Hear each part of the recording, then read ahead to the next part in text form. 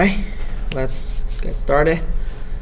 So from today and the weeks after, we will actually get into the core of the formal method.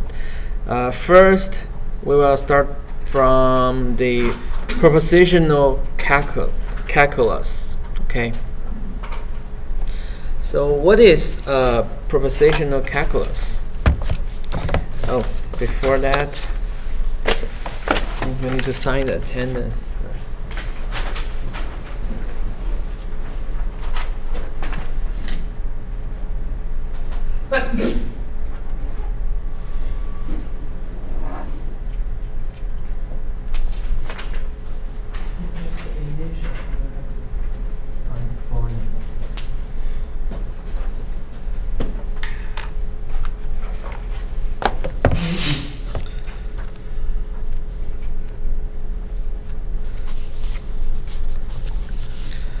So what is proposition?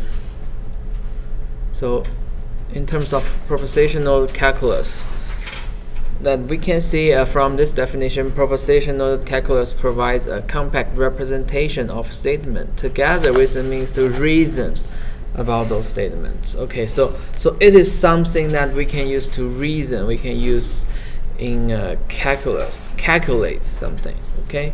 So, but what is proposition? So, proposition is something that maybe some statement. It can either be true or false. Okay, so that is called a proposition. It's a statement, basically. So, we have some example here.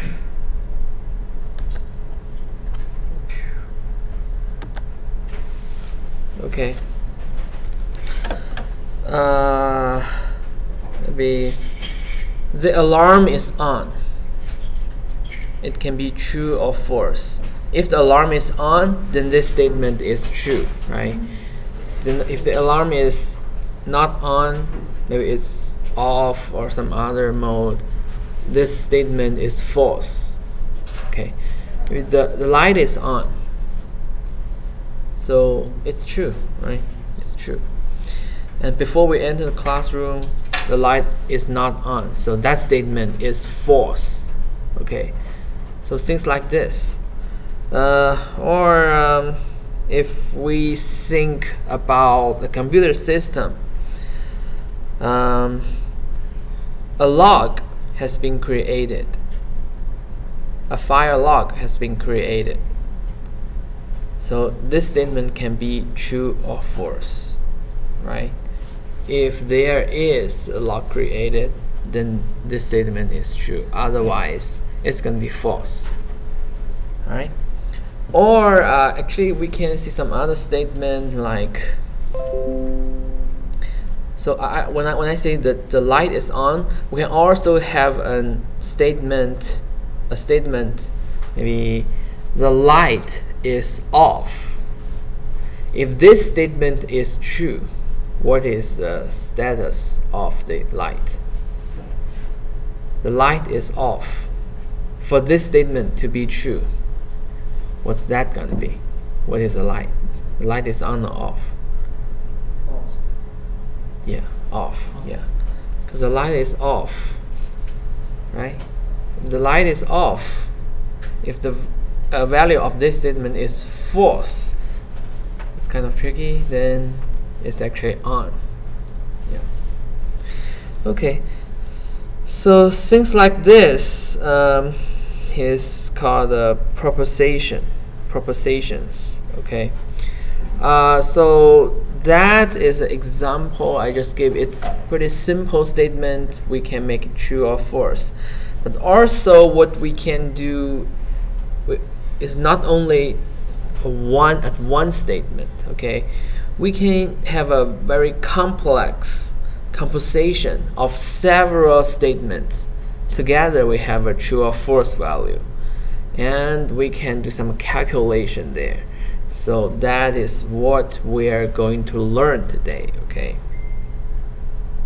Yeah. It can be built up from propositional variables and a series of operators. Like the variables, one variable may refers to one proposition or a group of proposition, and those operators will include, some of them we already made them in last week, like the negation, conjunction, which is and disjunction, the or, those logic. Okay, we will play with that today. Alright, so before that, here we have something we need to go over to see further motivated us to get into this propositional calculus. Okay, so a good thing about propositional calculus, it forces the analysis into translating something imprecise into exact notation. So that's the advantage of formal specification. We have emphasized so many times during the last few weeks. Okay.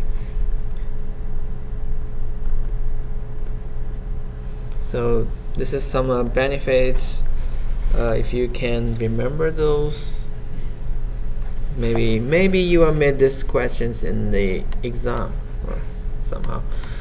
So the benefits of propositional calculus, similar to when we talk about the benefits of formal specification, because this is a formal specification. So it will always condense the specification, right? So we can, like, the light is on, we can just say light on. It's a variable. Use a variable to refer to the statement. Okay, like okay, light is on, light on, something like that. We'll condense the specification. Or like the light in the 106 is on, the light in the 107 is on, the light is in the 106, 110 is on. We can just say light 6 on, light 7 on, light 10 on. So just some variable to refer to the statement. So it's similar to the variable when you're doing the programming, right? Sometimes the variable can refer to an integer, sometimes a variable can refer to a whole big object, right? So when we are doing some operation to that object, do we actually look into everything in the object? No, we just deal with the variable, right? So it will allows contradictions to be removed. That's the benefits inherited from the mathematics. And it allows the manipulation expressions in order to show that contradiction can be formed and to deduce there was an error in the specification. Yeah, mathematically. The ambiguous identified removed. Also, enable the system specifier to frame questions to the customer to check that an interpretation of a statement of requirement is correct. So when we are doing the communication between humans, we can actually also use this propositional calculus to express precisely what is our meaning, okay, of the system, what is our assumption to the system. Okay. So a proposition can be true or false. We just talked about that. Yeah. So like this, the above proposition can be represented as the escape valve is open. So we just use the variable escape valve open, ESA valve open. So this is called a variable. It's similar to the variable what we use in your program. Okay. So this variable can be true or false because this variable is a representation of the statement. The statement is called proposition. So this variable is called propositional variable. Same, they have true or false values.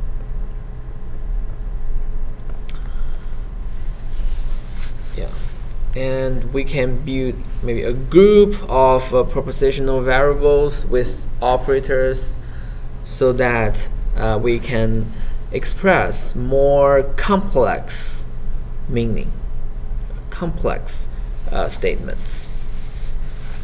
Yeah.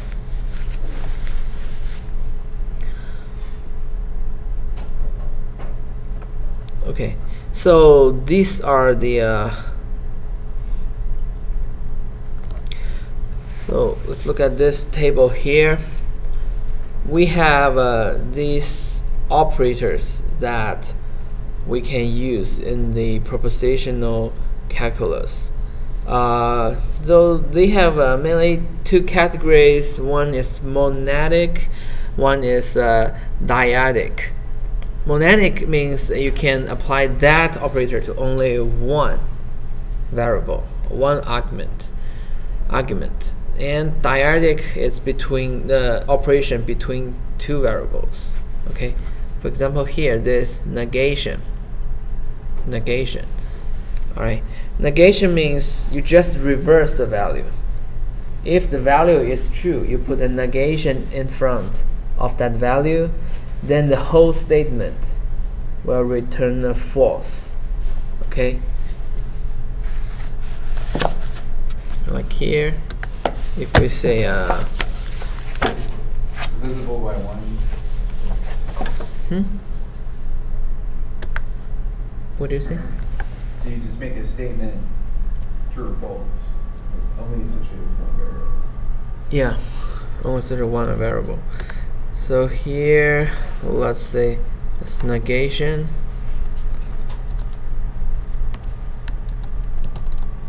Light on. Okay, assume that light on is true. In the classroom, light is on. Yeah, light on is true. Assume this variable is true. Light on is true. So if we only have this statement, which is a variable, this whole statement return a true, right? But if we put negation in front, it return false. Okay, straightforward. Alright, so you can only apply that to one argument.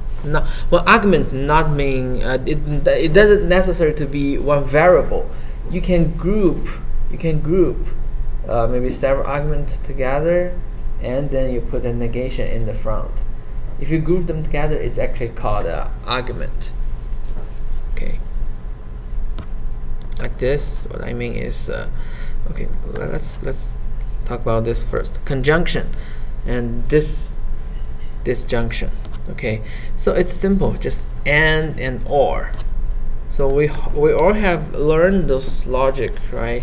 So if we have true and true, it's gonna be true, right? And true and false and true, false and false. Okay, because you have to make those. If you have this conjunction operator, if you want this operator to return true, both sides of the argument, both sides of the conjunction operator, both two arguments should return a true. Okay, so this conjunction is something like or. So as long as one argument is true, it will return a true. It can be one argument is true. It can be on both sides, or it can on the left side or right side. So that's the or. Okay, and exclusive disjunction. This is kind of the XOR. This kind of logic. Can somebody remind us what is this exclusive disjunction? Just means one or the other. So red or blue. It can't be red and blue. It has to be one or the other. Yeah. So if both sides is the same, it can be true, true, false, false, then it will return false, false, then it's false. Yeah, false is false. How about true and true? If we true and then we use this exclusive disjunction, both sides is true, what is the value? True. True? Okay, let's see.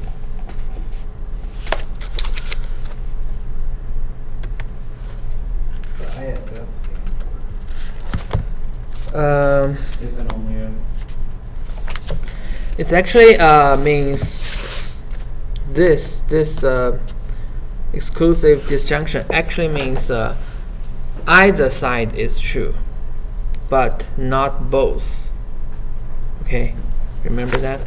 So we can have this table for you.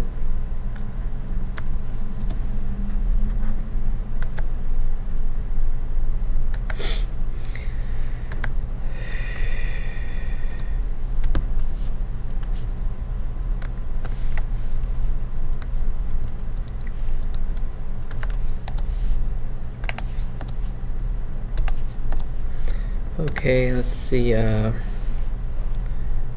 So either side is true, so it can be true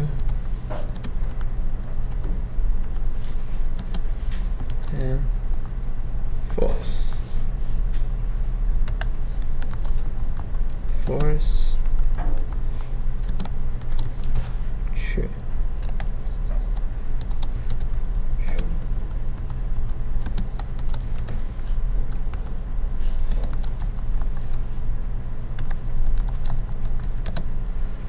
Okay, so tell me the value of this. First one, true, false. True, yes, either side, so it can be left or right, right? So it's true. So this is also true because the right side is true.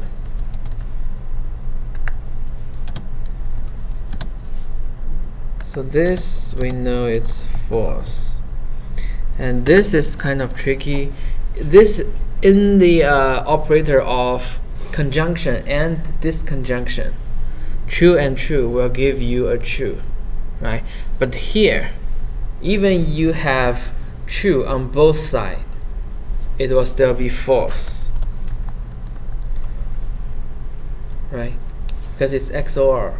So it means if the operator, if the values on the side, they are different. If you have different value on your side, on the sides, then it's going to be true. If you have same value, if the two variables, the two arguments has the same value, it will give you a false.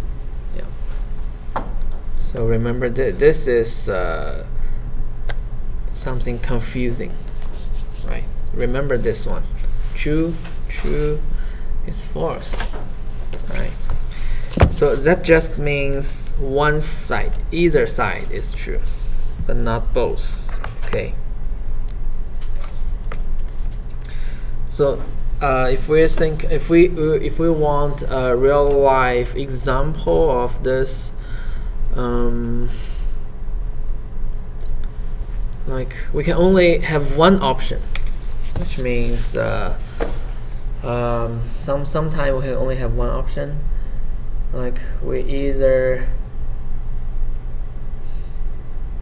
like when you're doing a master degree, you either go to the you either do the thesis or you do the project, right?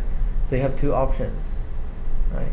But most of the time you cannot select both, and you cannot select none of them, right?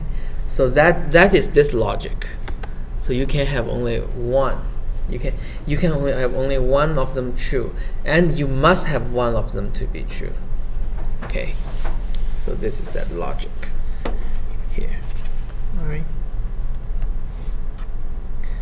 So this is exclusive disjunction and implication. So imply if A then B, right? So so that means if you put if A is true, then we know B is true. So that imply A is true, imply B is true. Okay. Maybe an example. Let me see if we can find an example here.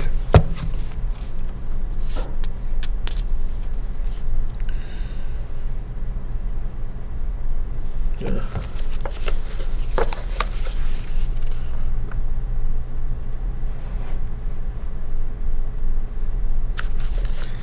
So this is an example from the system. Let's think about a real life example. Okay. If it is snowing, then the class is cancelled. Okay. If snowing is true, then class cancelled is true. Okay. And equality is something different. Equality, you can say, let's make example here. If snowing is true, then does it imply that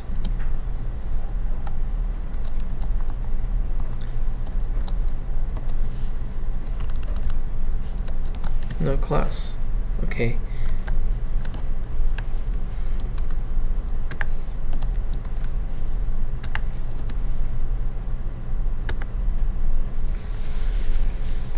Okay, so the second one, this is implied, it's easy, and this equality is kind of different.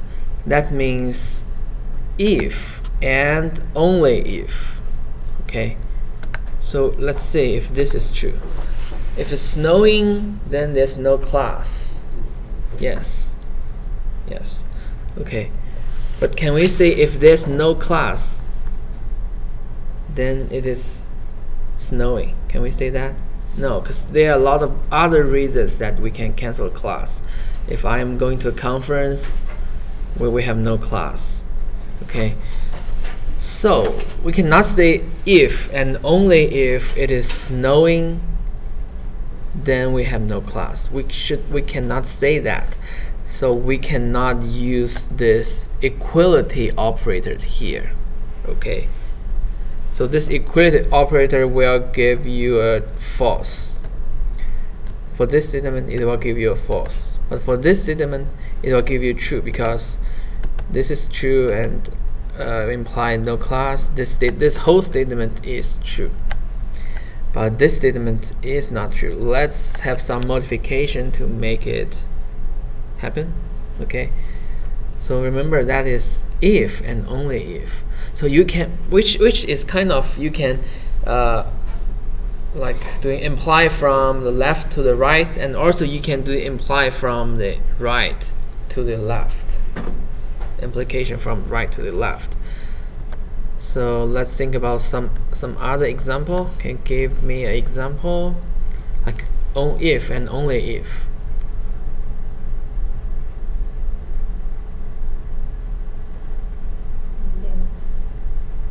Yeah, if and only if. If and only if.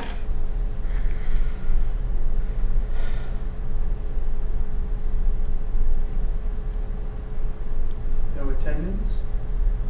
No professor. Oh, the professor. No professor. Okay. No.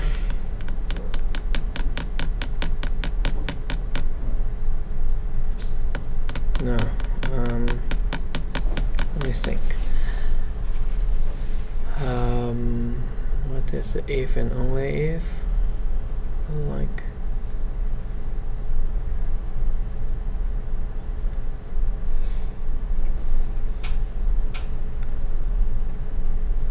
Okay.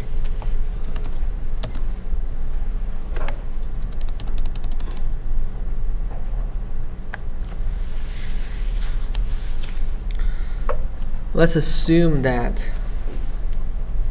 you have to work to get paid. Okay, so employed and get paid. Alright, let's assume that this is true. Like, if and only if you're employed, for most of person this is like equality, okay? Employed and get paid. There's an exception there. We don't talk about that. Alright? So if and only if you're employed, you will get paid. So we know that if you're employed, you get paid. And if you get paid, you're employed. Okay? So that's kind of equality. That makes equality. If and only if. Alright.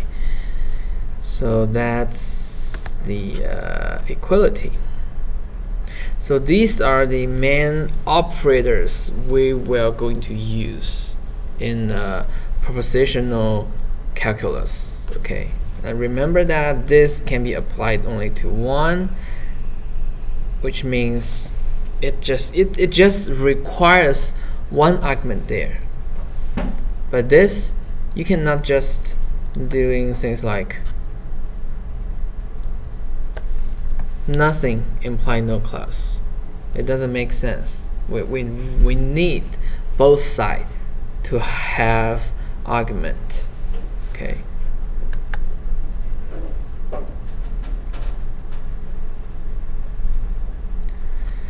Okay, all of the above operators are commutative except implication. So commutative means you can exchange the order. Right. If you switch the false and true, then it still work. Okay. And if snowing, no class, we cannot just swipe no class and snowing, right? But here we can swipe. We can put get paid in the front and employed to here.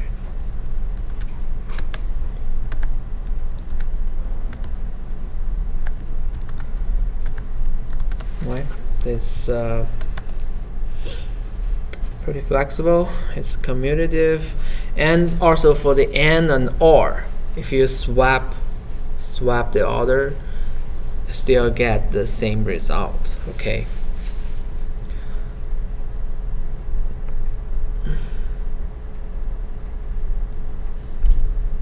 Let's do this example here. Reduce the following sentence to propositional calculus. There are only two valid commands that can be typed. They are check traffic command and the check population command. Think about that. Don't look at the answer yet. So translate this.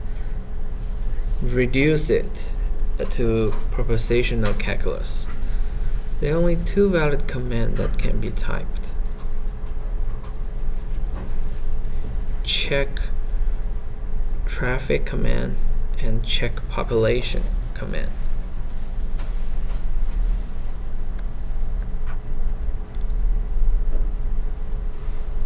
Think about that.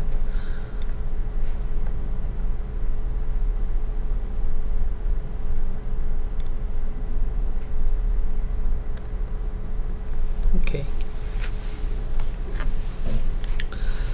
So what can we do is this. Check traffic or check population implies a valid command. Okay. It's actually equality.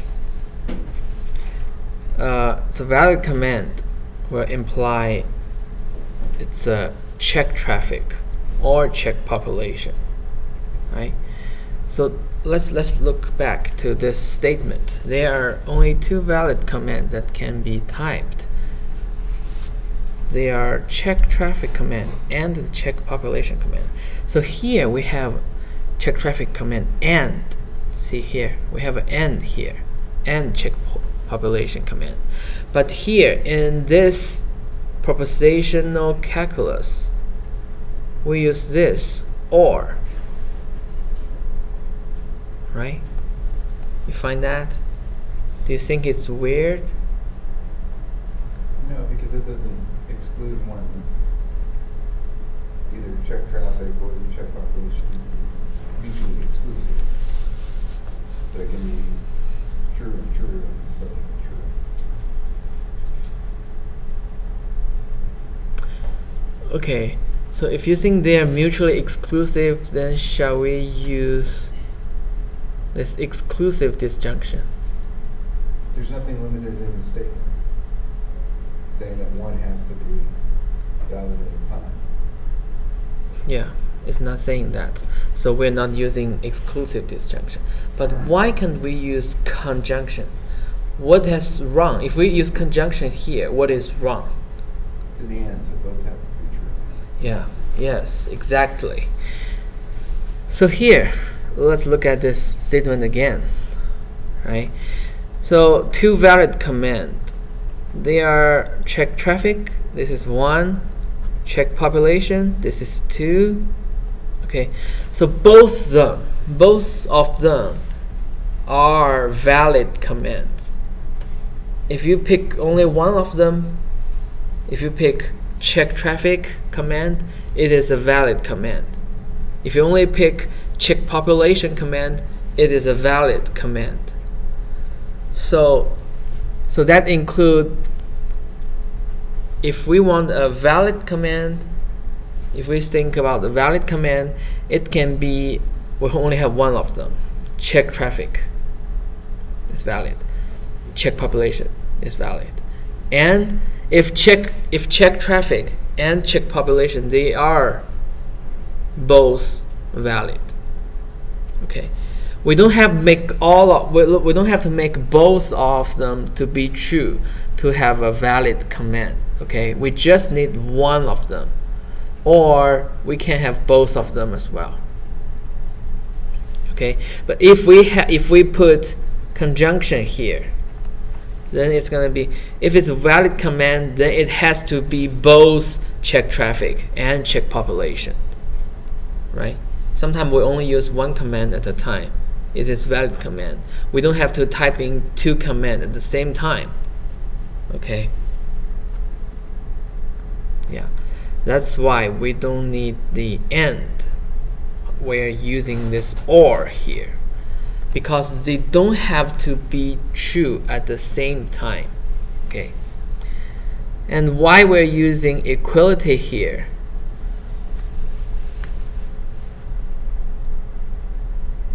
Check traffic and check population are the only valid commands. Yeah, because here we said only. See this? Only. There are only two valid commands. So we know that valid command equals to check traffic or check population. Okay, but not check traffic and check population.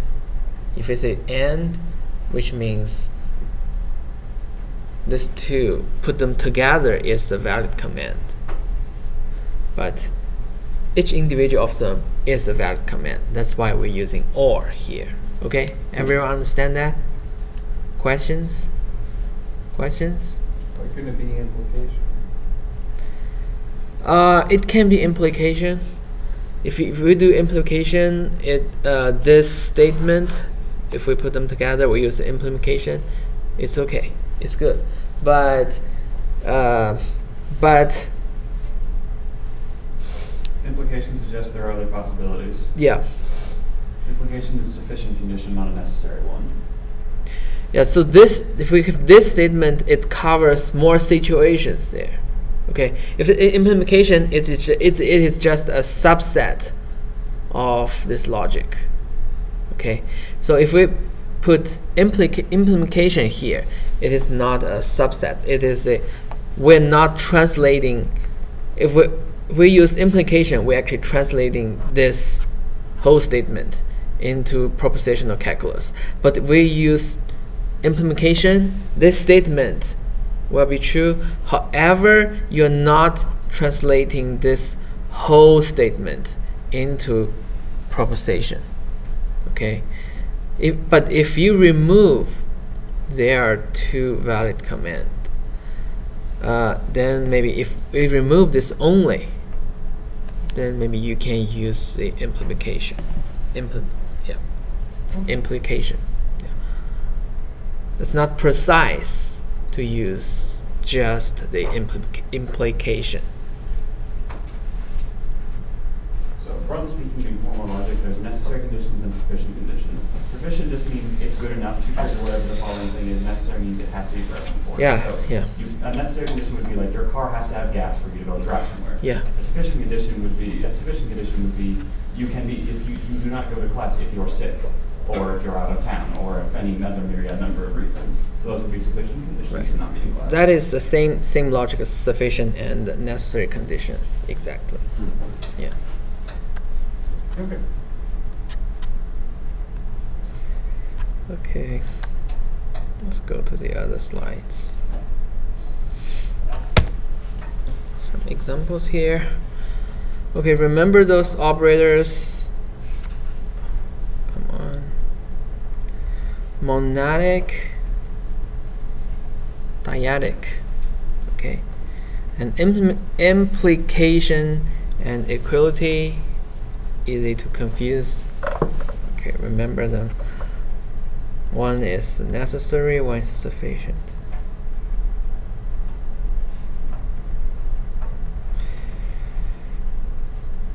Okay. Here's an example of a texture requirement, like natural language. Okay. If the reactor is online and the operator has typed in a query command, then the query log will be updated. Okay.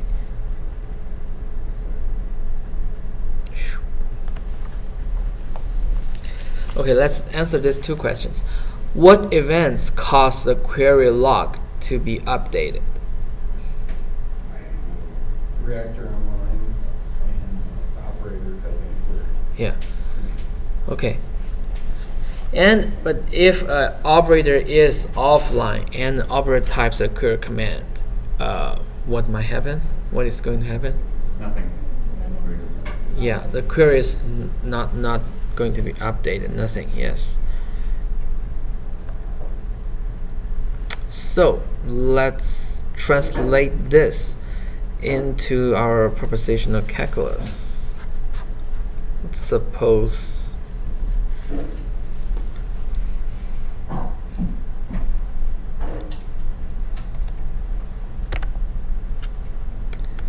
okay, how shall we do that? Suppose reactor online. Okay, react online. Here, what we use? We have two variables, react online, and the other one is query. Who typed the query? The operator has typed in a query command.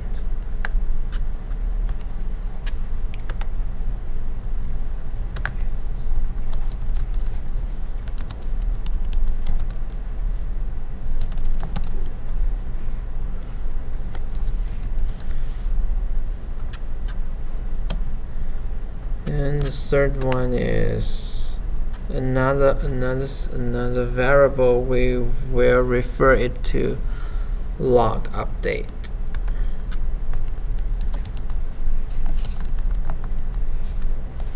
Okay. So what kind of operator shall we put in here? Read the sentence again.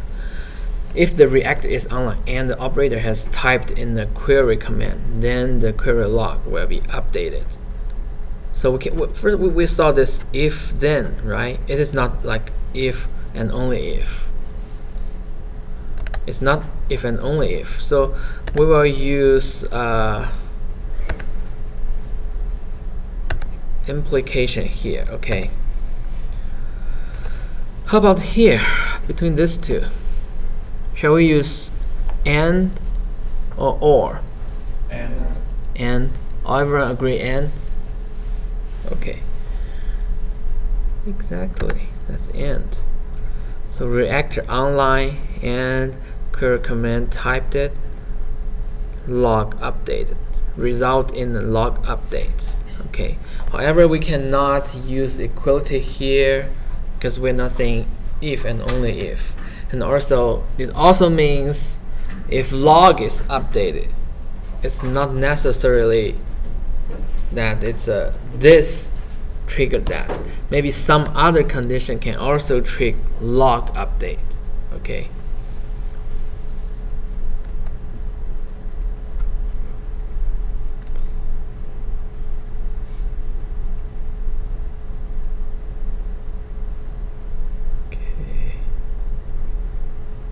Another example, complex propositions.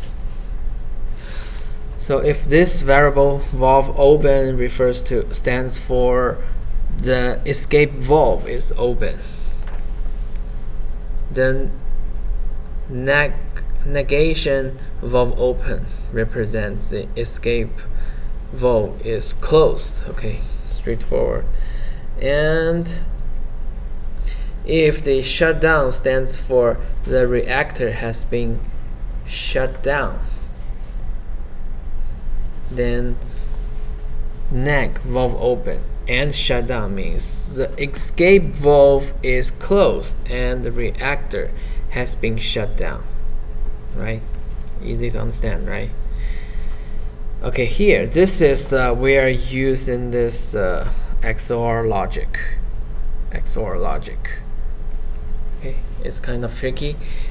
If neg valve open, okay, exclusive shutdown, this means either of the propositions are true but not both. So it means we have two situations. Either the valve is closed, this is one situation, or it can be the second situation, reactor has been shut down, but we cannot select both of them. Okay, one of them and only one of them is true. Okay, so valve open, shut down.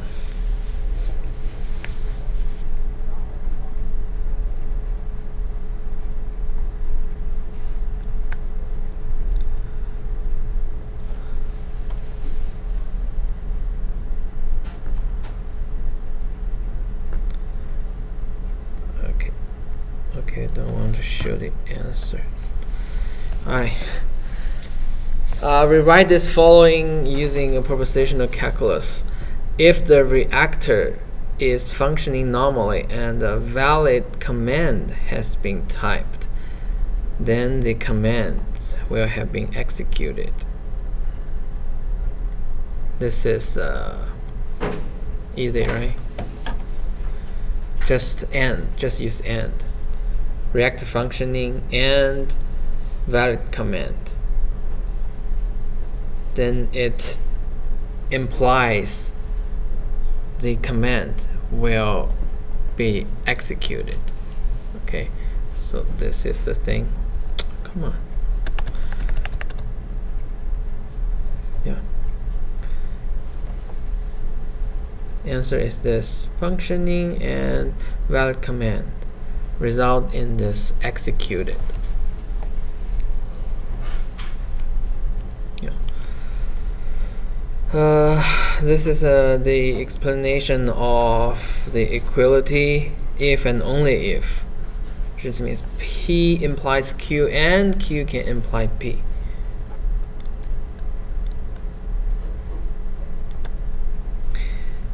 When the this is also the same, just the AND, but we have only when the inlet valve is open and the main mixer is working will the system be in a normal state.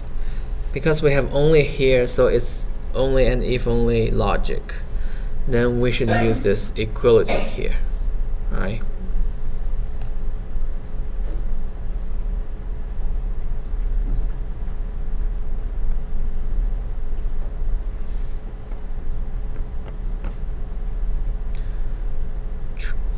Okay, this one. If an invalid command has been typed and an authorized user has typed a command, then an invalid command error will be displayed. So let's translate this. Propositional calculus. Think about that. Can somebody just say the answer? It's invalid command, conjunction authorized user implies invalid command error. Or command error. Applied command error. Yeah. Actually, it's this. So invalid command. Yeah, you can say like invalid command, but most of the time we're actually defining valid as a true. So what you mentioned is you define the invalid is true. So like you define another variable. Most of the time, yeah, that so logically it's correct, but in most of the case we're not using so many variables. So if we are saying valid, then if we want to say something invalid, we just use negation valid to represent the invalid. How do you find the variable names? Like, how do you make sure that that's the correct variable name for each part? Oh, so variable names are, or you need to predefine them, like this variable names, like mixer working, valve open, normal state. It has to be specified somewhere before we actually state this propositional calculus. Okay, you have to define them. Yeah. In the homework, it doesn't. I don't think. They're totally arbitrary. Yeah, in a formal document, but here, if we can see, when we are like learning this class, we just say this. I just already tell you that this value is referring to something, but in the formal documentation, you actually need to define them first. Yeah, like if we scroll down here. See, Okay.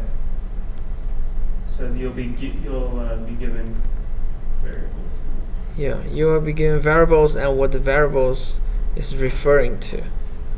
I think I saw somewhere we have that. Maybe in the book. In the book, we're defining that. But here it's just for simpler. So I just orally tell you that this variable refers to something. Okay.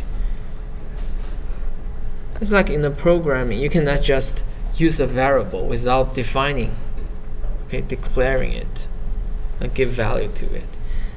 So it's the same.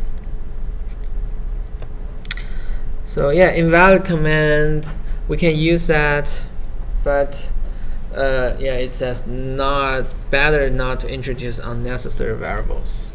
Keep it simple. But that's also true. That's also logically true.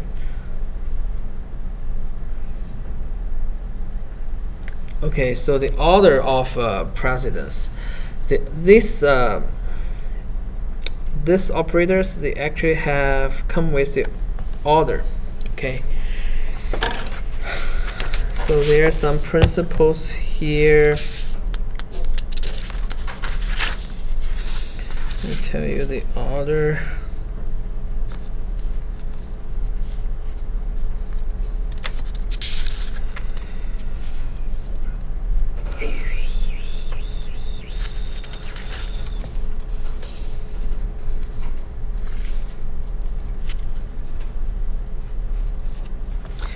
Okay, so if we have a sequence of the same operators, so the correct order is from the left to the right. Alright, So like if we have A and B and C and D, so it's just gonna be what we do is A and B and C and D. Okay, so what we'll do is here we evaluate them from the left to the right. So first what we evaluate is A and B. Okay, it's like this, A and B. Then we have a value, it can be either true or false. Okay, and then we evaluate the result of A and B with this C. So if we had to use the brackets to represent this order, and then we evaluate this whole result with D. So if they are all the same, it's from the left to the right. Okay.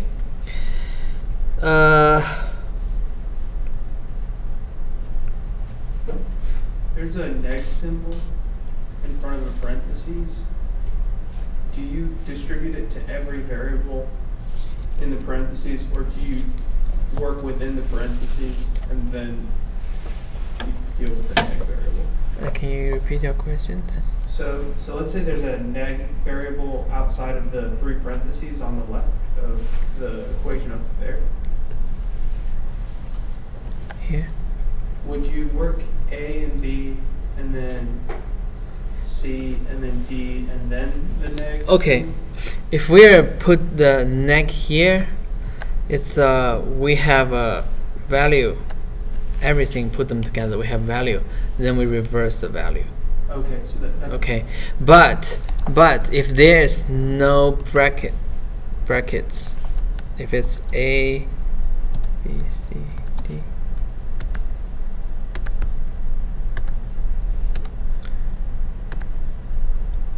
if it's this, we need to do this first. This has the highest priority. We neg the A first. Okay, then we're doing neg A and B, and then from the left to the right. Okay, and the other priority is yeah, neg has the highest order priority. Yeah, and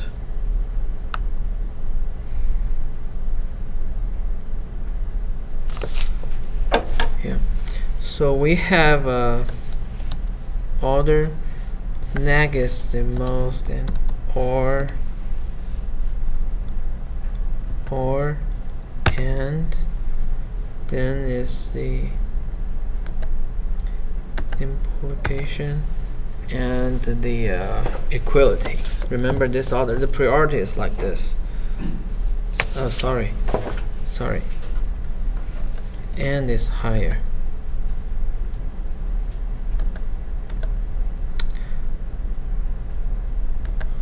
Okay, but most of the time, if you want this to be very clear, try to use this brackets to make it clear.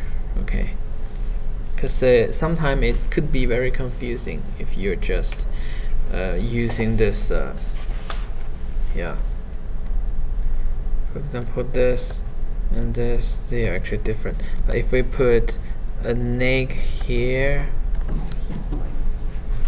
yeah, this is actually kind of confusing. So we know that we should do this neg first, but sometimes you just forget that somehow sometimes you do this and the neg and the A, so it's not the case. So the best practice is to do this, then we are clear. Okay, and then we group them together, then it should be clear. Alright, so the brackets will help you to get clear about this order.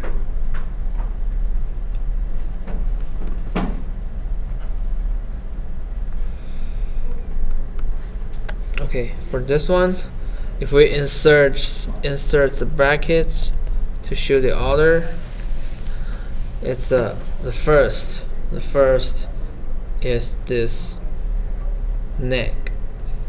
Okay, then this or and the and, they are kind of at the same level, and then the last priority we are given to this equality. All right,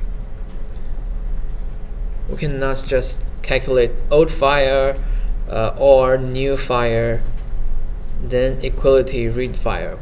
We cannot do that. We have to calculate the whole group of the argument together, and then we use the equality to evaluate if this whole statement is true. Okay, and this, yeah, since we have this neg, we will do this first. However, here we have two implications. Okay, so if we have two implications, if we have the same operators, the order is from the left to the right. That's why we have this first implication evaluated first, and then out of this pair of brackets is this implication right fire. All right, the same operator left to right. Otherwise, remember that neg has the most priority, and implication and equality has the last priority.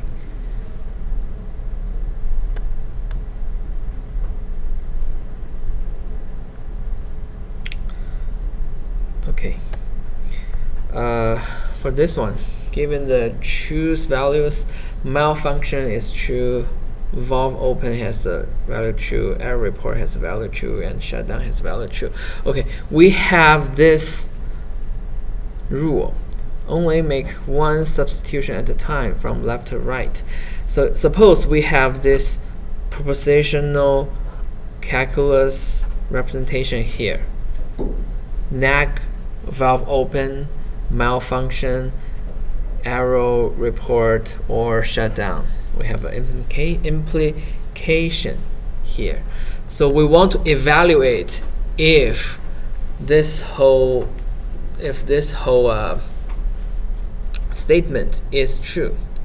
Okay, if this whole block is true, then what we do is we take the value of these variables and replace those variable with the values, but we only make one substitution at a time, so it will be more clear about that.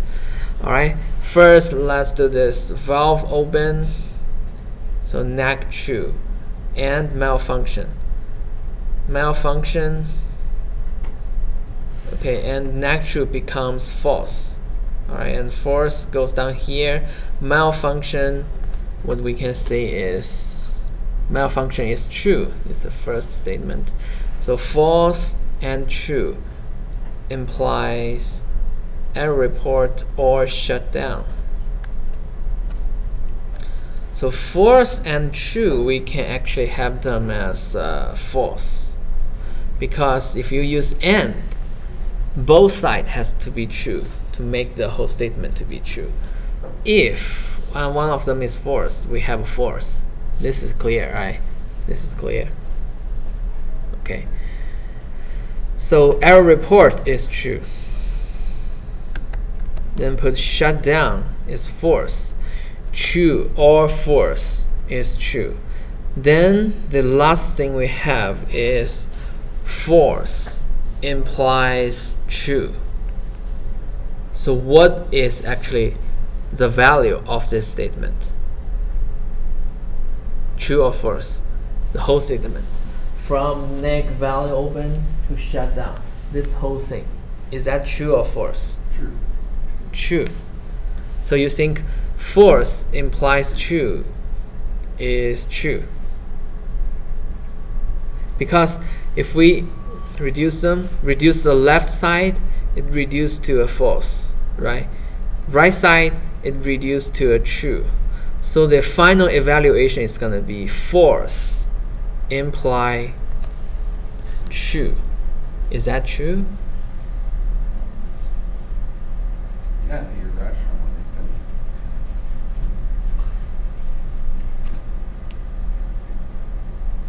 Okay. True. Yeah. So this is another confusing part. False implies true is actually true. So the final answer is true, correct? So we will have a truth table here. Just gotta make sure you read left to right and then right to left. What do you say? All right. You have to read left to right and not right to left. Left to right, right to left. So can anybody explain why do you think this is true? Like logically, or example.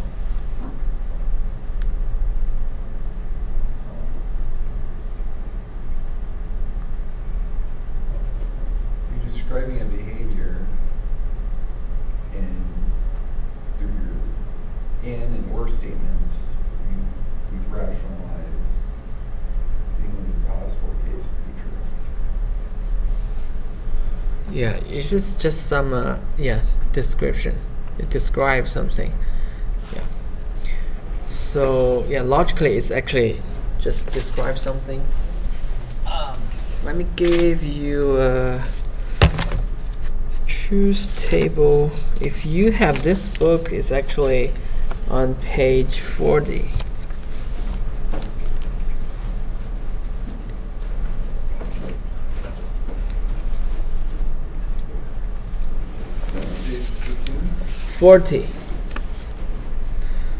So we have two variable a and b. So if we say a implies b, so if a and b are both false, then it's true, okay? And false implies true is true. True implies true is true. True implies false. It's going to be false. Okay, remember those. So if we use imply,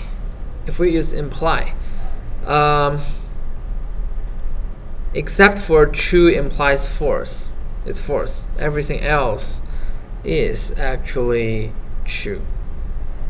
Okay, so this table is really important. So if we there's a table 3.2 on page 40. Okay. So some of them are straightforward, like negation and or. That's okay. Yeah. However, this imply here. That exclusive XOR is also straightforward because false true is true, true false is true, and true false, false. Okay, so this implication and equality, if you cannot understand it yet, right now, just try to memorize them first. Okay. So like false imply false is true. False imply true is true. Yeah. Just yeah.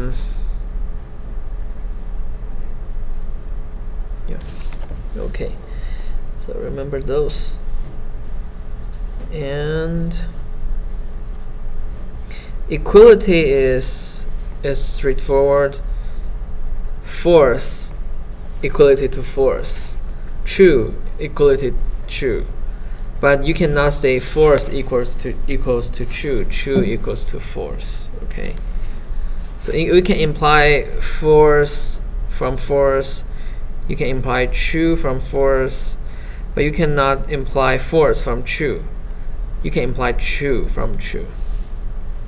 Okay. Just one thing you need to remember: true false. True imply false is false. Just this thing you need to remember. Other things is kind of straightforward. Other things is easy to remember, because imply you just say always true, except for true implies false. Okay, so here, because this imply, false, imply true, most of the implies are true, except you imply truth implies false. That's false. Okay, otherwise it's true. So here this whole statement is true. Alright, so try to memorize that part. Okay, yeah, so today we talked about those operators. Remember, negation, conjunction, disjunction, exclusive disjunction, implication, and equality. Okay, then we know the order of them. If the same operator, we do the left to right. However, if it's not the same operator, the least priority given to implication equality. They are kind of off at the same level. And then negation has the highest priority. Conjunction and disjunction and exclusive disjunction, they kind of have the same level of this kind of priority. Yeah. The least priority is implication and equality. Okay, so that's the order. And we know that what is propositions, that's some statement. It can be whether true or false, and we can have a variable that refers to that. Variable is like same thing as what the variable we're using in programming. So the variable can have the value true or false, okay, corresponding to the statements true or false. All right. And with these variables, we can calculate them with those operators. Okay, so that we can have a true or false value of the complex proposition. Complex proposition means that we group those variables statements with this operators to represent some logic there. Like if the light is on and the door is open, then we can have the class. Okay, so we use and we use imply to connect those three conditions. Those three variables. Okay, so that's what we learned today, and only one thing you need to memorize is the truth table. Okay, most of them you can infer it from a general logic, but only one thing that is not very straightforward is true imply false is false. Okay, remember that part. Alright, okay, so we will continue to talk about this on Thursday. Alright, thank you for coming today.